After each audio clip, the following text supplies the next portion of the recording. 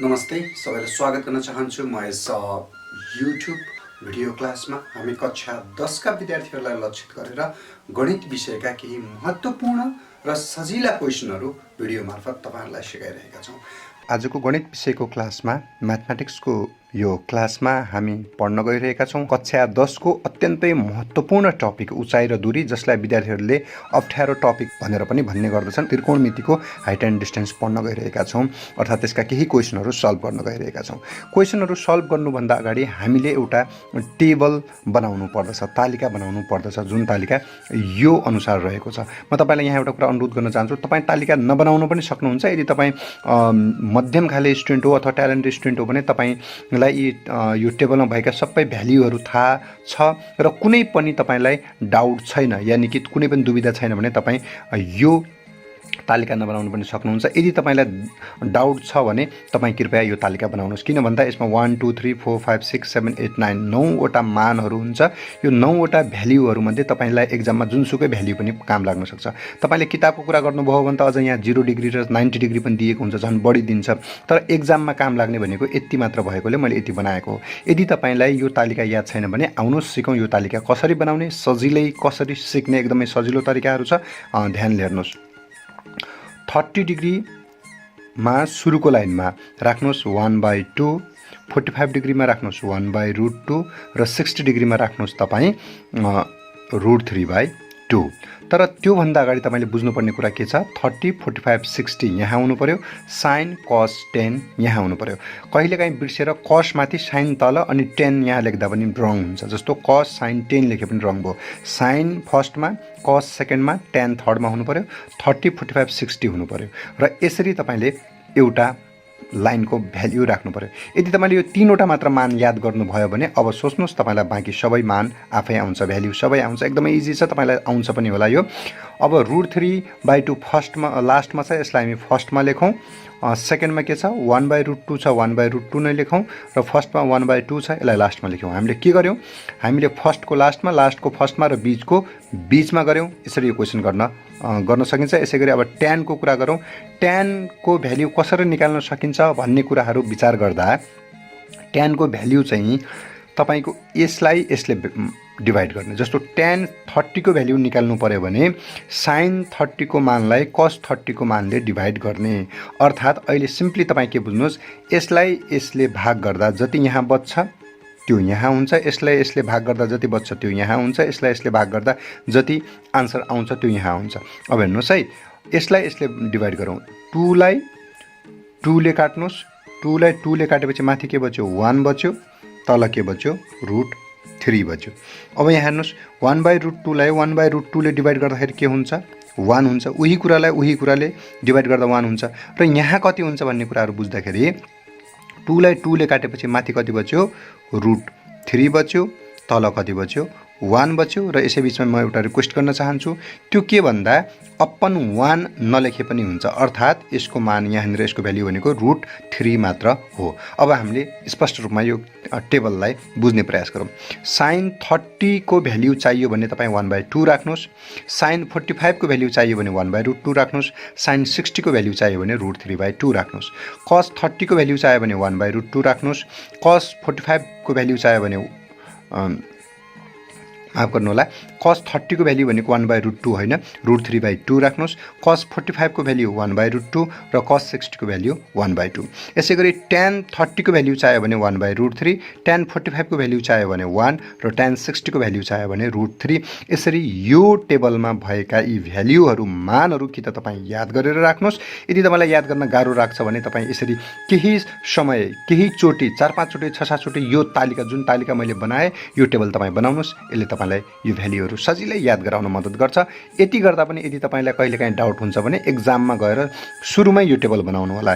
Question गरिसकेपछि, question paper हातमा परेपछि र यो क्वेसन गर्दाखेरि मात्र यसको भ्याल्यु तपाईले पत्ता लगाउन खोज्नु भयो भने त्यहाँनिर तपाईको दिमाग एकदमै स्पिड चलिरहेको हुन सक्छ र तपाईलाई झन् डाउट हुन्छ। यदि तपाईलाई क्लियर भ्याल्यु आउँछ, इट्स ओके, केही फरक परेन। यदि तपाईलाई यसको मानहरुमा कहीँ कतै शंका छ भने कृपया क्वेसन पेपर पाउनुभन्दा अगाडि आन्सर सिट पाइसकेपछि एउटा पान्नाको माथि तपाई पान्नाको टपमा रफ लेख्नुस् र त्यसको तल यो तालिका बनाउनुस् र पछि तपाईँले क्वेसन आन्सर पेपर बुझाउनुभन्दा अगाडि त्यसलाई काटेर चाहिँ गइदिनु होला, ताकि तपाईँले यो बनाएको तालिकाबाट तपाईँले त्यो क्वेसनको आन्सर लेख्दाखेरि यो मानहरू सार्न सक्नुहुन्छ। अब हामी जाउँ क्वेसनतर्फ। तपाईँको स्क्रिनमा हामीले केही क्वेसनहरू डिस्प्ले गरिरहेका छौँ। ती सबै क्वेसन लगभग एउटै प्रकारका प्रश्नहरू हुन्। ती प्रश्नहरूमा एउटा सर्कुलर वृत्ताकार आकृति दिएको छ, त्यसैले ती सबै एउटै किसिमका प्रश्नहरू भएकोले हामी ती प्रश्नहरूमध्ये एउटा प्रश्न सुरुको प्रश्न गर्न चाहन्छौँ। म सुरुको प्रश्न गर्नुभन्दा अगाडि तपाईहरुलाई केही कुरा थप यहाँ बताउन चाहन्छु, तपाईहरुसँग केही कुराहरू यहाँ छलफल गर्न चाहन्छु। त्यो कुरा के भन्दा हामीले अझ केही फर्मुलाहरू सिक्नु पर्यो, जस्तो sin theta cos theta tan theta. यो फर्मुला हामीलाई प्रष्ट रूपमा थाहा हुनुपर्छ। sin थीटाको भ्यालु के हुन्छ? sin थीटाको भ्यालु हुन्छ p/b, tan theta p/h, tan theta को भ्यालु के हुन्छ? b/h र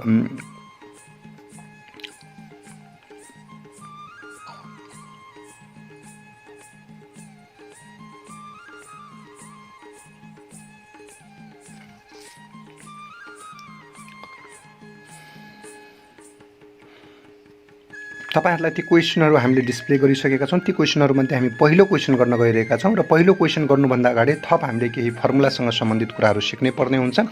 सुरुमा हामी फर्मुला सिकौं, जस्तो sin थीटा cos थीटा र tan थीटा छ भने यिनीहरुको भ्यालु के हुन्छ, यिनीहरुको फर्मुला के हुन्छ भन्ने कुरामा हामी छोटो डिस्कसन गरौं। sin थीटा को भ्यालु हुन्छ p/h, cos थीटा को भ्यालु हुन्छ b/h र tan थीटा को भ्यालु हुन्छ p/b। अब एकदमै सजिलो कुराहरू छ। यो अलि राम्रो स्टुडेन्ट हुनुहुन्छ, तपाई अलि बुझ्ने स्टुडेन्ट हुन्छ भने यो सबै तपाईलाई वाहियात लागिरहेको हुन्छ, तर हामीसँग कमजोर पनि विद्यार्थी हुने भएकोले उनीहरुलाई पनि हामीले लक्षित गरेर यस्ता केही कुराहरू भन्नुपर्ने हुन्छ, गर्नुपर्ने हुन्छ। त्यसैले हामीले यो गरिरहेका छौं। तपाई ध्यानले सुनिदिनुस्। sin theta p/b, p/h, cos theta b/h र tan थीटा p/b हुन्छ भने यो फर्मुला याद कसरी गर्ने हेर्नुस्। पण्डित बद्री प्रसाद हर हर बोल। तपाईले यो सिम्पली टेक्निक अपनाउनु भयो भने तपाईलाई यो सबै फर्मुलाहरू सजिलै याद हुन्छ। पण्डित बद्री प्रसाद हर हर बोल। कस माथि राख्नु भयो भने फेरि मिस्टेक हुन सक्छ। माथि तपाई साइन नै राख्नुस्, बीचमा कस राख्नुस् र अन्तमा tan राख्नुस्। यसरी भ्यालुहरू राखिसकेपछि तपाईले पण्डित बद्री प्रसाद हर हर बोल भन्ने एउटा सामान्य रमाइलो तरिकाले यो फर्मुलाहरू याद गर्न सक्नुहुन्छ। यसपछि अब हामीले एउटा बुझ्नै पर्ने कुरा के छ भन्दा, जस्तो p/b/h त लेख्यौं र p/b/h को अर्थ के हो, यसको मिनिङ के हो, व्हाट डज इट मीन, यसको अर्थ के हो त, p भनेको के हो त्यो हामीले बुझ्नै पर्ने हुन्छ। अब म यहाँ एउटा सानो राइट एंगल ट्रायंगल बनाउँछु, समकोणी त्रिभुज बनाउँछु र म तपाईलाई अनुरोध गरे यो यतातिर पनि फर्केको हुन सक्छ, अर्थात यो यतातिर पनि फर्केको हुन सक्छ, यतातिर फर्केको पनि हुन सक्छ, यतातिर फर्केको पनि हुन सक्छ, एउटै हो। यो हो 90 डिग्री, तपाईलाई थाहा छ 90 डिग्री हो। 90 डिग्रीको अगाडिकोलाई भन्छौं हामी h, 90 डिग्रीको अगाडिकोलाई भन्छौं हामी h। र यस्तो खाले क्वेशनमा जो तपाईको कक्षा 10 को म्याथमेटिक्स को यो त्रिकोणमितिमा आउँछ, त्यसमा चाहिँ तपाईको p जहिले पनि यो हुन्छ, यस्तो ठाडो कुरालाई p भनिन्छ, र जो भुइँमा हुन्छ तेर्छो कुरा त्यसलाई के भनिन्छ, b भनिन्छ। हरिजन्टली b लाइज हुन्छ भने भर्टिकली p चाहिँ परपेन्डिकुलर हुन्छ। अब यहाँनिर तपाईको के हुन्छ, एंगल हुन्छ, रेफरेन्स एंगल हुन्छ, यहाँनिर चाहिँ कोण हुन्छ। र एउटा कुरा हामीले बुझ्नुपर्ने के हुन्छ भन्दाखेरि रेफरेन्स एंगलको सिधा अगाडि जहिले पनि p हुन्छ, रेफरेन्स एंगलको सिधा अगाडि जहिले पनि p हुन्छ। तर अरु केही जटिल गणितीय समस्याहरूमा यो थीटा यहाँ नभएर यहाँ पनि दिन सक्छ। थीटा यहाँ दियो भने यो p हुन्छ, थीटा यहाँ दियो भने यो p हुन्छ। तर तपाई ढुक्क हुनुस्, कक्षा 10 को यो च्याप्टरमा सोधिने प्रश्नमा थीटा जहिले पनि यही हुन्छ, कोण यसलाई थीटा भनिन्छ, कोण जहिले पनि यही हुन्छ र यही आउँछ, यही किसिमले गर्नुपर्छ र p जहिले पनि यही नै हुन्छ। त्यसैले ढुक्क हुनुस्, यसमा धेरै दिमाग खियाउनु पर्ने कुराहरू छैन। p जहिले पनि ठाडो हुन्छ, b जहिले पनि तेर्सो हुन्छ कक्षा 10 को यो म्याथमेटिक्स कम्पलसरी अनिवार्य गणितमा। अब हामी क्वेशन गर्नतर्फ अगाडि लागौं। तपाईसँग अघि पनि हामीले छलफल गरिसकेका छौं र तपाईको स्क्रिनमा हामीले डिस्प्ले गरिसकेका छौं प्रश्नहरु मध्ये पहिलो प्रश्न हामी गर्न गइरहेका छौं। पहिलो प्रश्नको म फिगर बनाउन चाहन्छु। फेरि एकचोटी प्रश्न तपाईको स्क्रिनमा डिस्प्ले भएको छ, तपाई त्यो प्रश्नहरु हेर्नुस् र त्यसमा अनुसार के छ भन्दा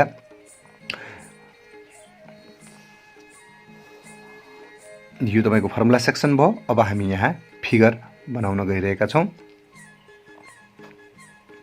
यहाँनिर तपाईको यो सर्कुलर एउटा मिडो छ, अर्थात् चौर छ, गोलाकार चौर छ। गोलाकार चौरमा एउटा गोलाकार चौरको ठिक बीचमा तपाईको 60√3 मिटर अग्लो एउटा खम्बा गाडिएको छ। प्रश्नले यही कुरा भन्छ, खम्बा छ, पिलर छ र त्यो चौरको कुनाबाट, त्यो चौरको गोलाकार चौरको परिधिको एउटा बिन्दुबाट, इंग्लिशमा भन्नु पर्दाखेरि point on circumference of that circular field, त्यो सर्कुलर ग्राउन्डको एउटा सर्कमफेरेन्सको पोइन्टबाट हामीले पिलरको टप हेर्दाखेरि कति डिग्रीको एंगल बनेको छ त 30 डिग्रीको एंगल बनेको छ। यहाँनिर 30 डिग्रीको एंगल बनेको छ, एकदमै इजी छ। 30 डिग्रीको एंगल बनेको छ भने अब हामीलाई के सोधिरहेको छ, हामीलाई डायमिटर सोधिरहेको छ, अर्थात् हामीलाई व्यास सोधिरहेको छ। अब तपाई ढुक्क हुनुस्, तपाईलाई यस्तो खाले प्रश्नमा चाहे जस्तो प्रश्न सोधोस्, त्रिकोणमितिको हाइट एन्ड डिस्टेन्समा बन्ने तपाईको यस्तै फिगर हो, यस्तै राइट एंगल ट्रायंगल भन्छ, समकोणी त्रिभुज भन्छ। हेर्नुस्, अहिले पनि यहाँनिर समकोणी त्रिभुज बनेको छ, समकोणी त्रिभुज बन्छ। अब तपाईले सल्भ गर्नुपर्ने यही समकोणी त्रिभुज हो र त्योसँग जोडिएर बाँकी चित्रको आन्सर लेख्नुपर्ने हुन्छ। अहिले पनि एकदमै सजिलो छ। तपाईलाई सोधेको छ व्यास, तपाई पत्ता लगाउनुस् अर्धव्यास, यो यति अर्धव्यास पत्ता लगाउनुस्, तपाई रेडियस फाइन्ड आउट गर्नुस्। सोधेको छ तपाईलाई व्यास, डायमिटर सोधेको छ, तपाई पत्ता लगाउनुस् अर्धव्यास। अब हामी प्रश्नतर्फ लागौं, कसरी हल गर्ने त्यस्तो। अब यहाँनिर डी ई को अर्थात् गिभन, मैले दुवै मिडियमलाई टार्गेट गरेर गरे। यहाँनिर के दिएको छ, हाइट अफ पिलर अर्थात् खम्बाको उचाइ, खम्बाको उचाइ। अब यहाँ हेर्नुस् तपाई, मैले यहाँ अघि पनि चर्चा गरेको थिएँ, यो पी हो, यो भुइँको बी हो, यो याच हो। समकोणी त्रिभुजमा यहाँनिर पनि एउटा समकोणी राइट एंगल ट्रायंगल छ, राइट एंगल ट्रायंगलमा यो पी हो, यो बी हो, यो याच हो, होइन त? हेर्नुस् त, ठाडोवाला पी हुन्छ, यो पी हो, यो बी हो, यो याच हो। त्यसैले खम्बाको उचाइ भनेको त के रहेछ, खम्बाको उचाइ भनेको पी रहेछ, 60√3 मिटर रहेछ। हेर्नुस्, खम्बाको उचाइ ठाडो छ, ठाडो पी हुन्छ, भर्टिकल हुन्छ पी। खम्बाको उचाइ, height of pillar is also vertical, so it is P, यो पी हो। पी को भ्यालु कति छ, 60√3। अब यसपछि अर्को कुरा हेर्नुस्, तपाई के सोधेको छ, तपाईलाई त्यतातर्फ तपाई केन्द्रित हुनुहोस्। के सोधेको छ, व्हाट इज आस्क्ड, तपाईलाई सोधेको कुरा के हो भन्दाखेरि व्यास सोधेको हो। तर हामी व्यास पत्ता लगाउन सक्दैनौँ, हामी सुरुमा अर्धव्यास पत्ता लगाउन सक्छौँ। It means radius find out गर्न सक्छौँ। रेडियस फाइन्ड आउट गर्न सक्छौँ भने तपाईँ रेडियसतर्फ लाग्नुहोस्, होइन? रेडियस हामीले अर्धव्यास पत्ता लगाउनु पर्ने छ। अब अर्धव्यास भनेको अहिलेका लागि के हो त, बी हो। हेर्नुस्, यो भुइँमा बी छ, यहाँ बी छ। हेर्नुस् है, तपाईँ यो राइट एंगल ट्रायंगल हेर्नु, मैले यहाँ चाहिँ छाया पारेँ, तपाईँ छाया चाहिँ नपार्नु होला, स्याडो यस्तो नगर्नु होला। अब यो जो छाया पारेको भाग छ, यसलाई राइट एंगल ट्रायंगल समकोणी त्रिभुज हो। यसको तलतिरको भुइँतिरको भागलाई हामी के भन्छौँ, बी भन्छौँ। त्यसैले हो यो बी, तर चित्रका लागि अहिले के भयो, यो रेडियस अर्धव्यास भयो। अब म यहाँ लेख्छु चौरको अर्धव्यास, अर्धव्यास, अर्थात् सिम्पली मैले यहाँनिर रेडियस मात्र लेखेँ, रेडियस लेखेँ। रेडियस भनेको त आर हो, तर अहिलेका लागि हामी पीबीएच थीटा वाला कुराहरू युज गर्छौँ। हेर्नुस् है, यहाँ पीबीएच थीटा यिनीहरू युज गर्छौँ। त्यो भए हुनाले अहिलेका लागि भन्नुहोस्, यो अर्धव्यास अथवा यो रेडियसलाई के भन्छौँ, हामी बी भन्छौँ। बी इक्वल्स टु कति, वाट, किन यो हामीलाई सोधेको छ। त्यसपछि अर्को हामीलाई के दिएको छ, एंगल दिएको छ, कोण दिएको छ। कुन कोण, angle of elevation, angle of elevation अर्थात् यसलाई भन्छ उन्नतांश कोण, उन्नतांश कोण, उन्नतांश कोण। Angle of elevation, ELEVATION, angle of elevation. कोणलाई के भनिन्छ, थीटा भनिन्छ। थीटा कति डिग्री दिएको छ, हेर्नुहोस् त, थीटा कति डिग्री दिएको छ, 30 डिग्री दिएको छ। यहाँनिर म तपाईलाई एउटा अनुरोध गर्न चाहन्छु, कहिले पनि दिएको कुराहरूलाई माथि लेख्नुहोस्, सोधेको कुरालाई अन्तमा लेख्नुहोस्। यो हामीले अर्धव्यास पत्ता लगाउनु पर्ने छ। पत्ता लगाउनु पर्ने तपाईको व्यास नै हो, तर हामी के पत्ता लगाउन गइरहेका छौँ, सुरुमा अर्धव्यास अनि इन्टु 2 गर्छौँ। अब यसपछि हेर्नुहोस्, हामी फर्मुला लगाउँ, वी नो द्याट लेखेपछि नेपाली मिडियम र इङ्ग्लिस मिडियम दुवै मिडियमका लागि यो काम गर्नु छ। अब यसपछि तपाईँ हेर्नुहोस् वी नो द्याट लेखिसकेपछि अब एउटा कुरा म तपाईँलाई यहाँ बताउन चाहन्छु। हामीसँग के छ, हामीसँग पी छ र हामीलाई सोधेको बी छ, अर्थात् पी र बी छ। अब पी र बी हुँदाखेरि अब यहाँ फर्मुला हेर्नुहोस्, पी र बीबाट के को फर्मुला बनेको छ त्यही छान्नुहोस्। साइनमा पी र बी छैन, कसमा पनि पी र बी छैन, ट्यानमा पी र बी छ। त्यसैले यहाँनिर युज हुने फर्मुला के हो त तपाईँको पी र बी। मैले लेखेँ tan theta equals to P by be.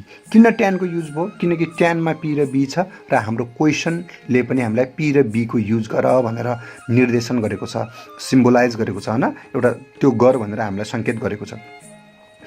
अब tan थीटाको भ्याल्यु कति छ? 30 डिग्री छ। पी को मान कति छ? 60√3 छ। बी को मान कति छ? छैन। बी को भ्याल्यु हामीले पत्ता लगाउनु पर्नेछ। त्यसैले बीलाई हामीले अब बी नै राखौँ, तर tan 30 को भ्याल्यु त हामीसँग छ। अघि भर्खरै हामीले एउटा टेबल बनाएका थियौँ, अघि भर्खरै हामीसँग एउटा टेबल थियो। हेर्नुहोस् यो तालिकामा tan 30 को भ्याल्यु कति छ? 1/√3। tan 30 को भ्याल्यु कति छ? 1/√3। यदि तपाईँले अहिले क्वेसन गर्दा गर्दै यो मान सोचेको भए तपाईँको दिमाग अलिकता तपाईँलाई गाह्रो हुनसक्छ यदि कमजोर विद्यार्थी हुनुहुन्छ भने। त्यसैले यो अगाडि नै बनाइराख्दा सजिलो हुन्छ तपाईँलाई। tan 30 को भ्याल्यु 1/√3 भर्खरै भन्यौँ हामीले। 60 इन्टु √3 अपन बी। अब क्रस मल्टिप्लाई गर्नुहोस्, बीलाई यहाँ मल्टिप्लाई गर्नुहोस्, यसलाई यहाँ मल्टिप्लाई गर्नुहोस्। 1 इन्टु बी 60√3 इन्टु √3 यो भयो। अब 1 इन्टु बी भनेको बी नै हो। एउटा कुरा बुझ्नुहोस्, यहाँनिर पनि इन्टु छ। 60 इन्टु √3 इन्टु √3 अर्थात् √3 इन्टु √3 कहिले के हुन्छ? जहिले पनि 3 हुन्छ। यहाँनिर मैले तपाईँलाई रफमा एउटा कुराहरू देखाउन खोजेँ। हेर्नुहोस् 5 भनेको √5 इन्टु √5 हो। 2 भनेको √2 इन्टु √2 हो। त्यसैले 3 भनेको के हुन्छ? √3 इन्टु √3 हुन्छ। यो कुरा प्रष्ट बुझौँ र यहाँनिर हेरौँ √3 इन्टु √3 कति हुन्छ? यही अनुसार 3 हुन्छ। त्यसैले 60 को ठाउँमा 60, √3 इन्टु √3 कति भयो? 3 भयो। √3 इन्टु √3 3 भयो। बी इक्वल्स टू 60 इन्टु 3 180 भयो। यहाँ माथि हेर्नुहोस् मिटरको प्रयोग भएको छ, त्यसैले यो आएको आन्सर पनि के हो त?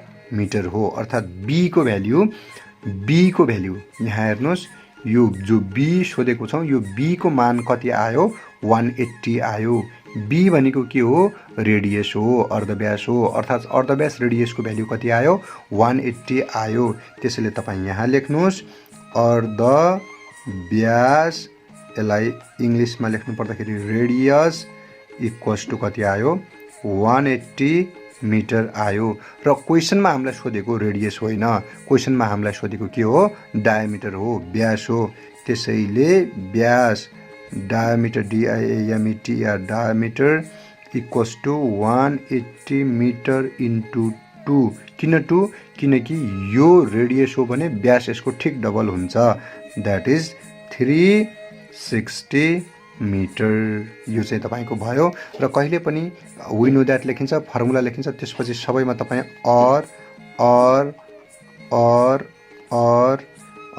अर लेखिदिनु होला र लास्टमा आन्सर आउँदाखेरि चाहिँ के लेखिदिनु होला? डियर फोर भनेर लेखिदिनु होला। यसरी तपाईँ क्वेसनहरू सल्भ गर्न सक्नुहुन्छ।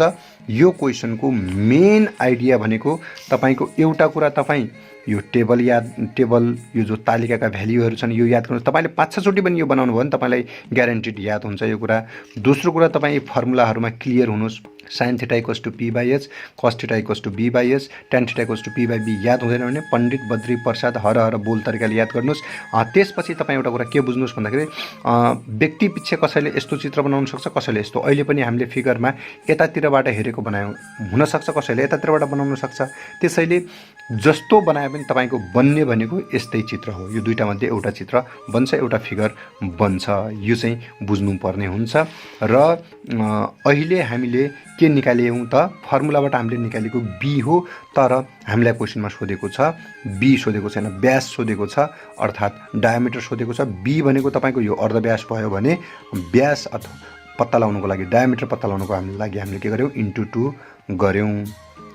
धेरै धेरै धन्यवाद दिन चाहन्छु म विद्यार्थी भाइ बहिनीहरूलाई आजको कक्षामा सहभागी भइदिनु भयो। फेरि हामी यही च्याप्टरको यस्तै एउटा क्वेसन लिएर आउनेछौँ, तर योभन्दा अलिकति फरक टाइपको क्वेसन लिएर आउनेछौँ, अलि योभन्दा अप्ठ्यारो क्वेसन लिएर आउनेछौँ। त्यसैले अर्को कक्षाका लागि प्रतीक्षारत रहनुहोला। आजको लागि बिदा चाहन्छु। हस्त नमस्कार।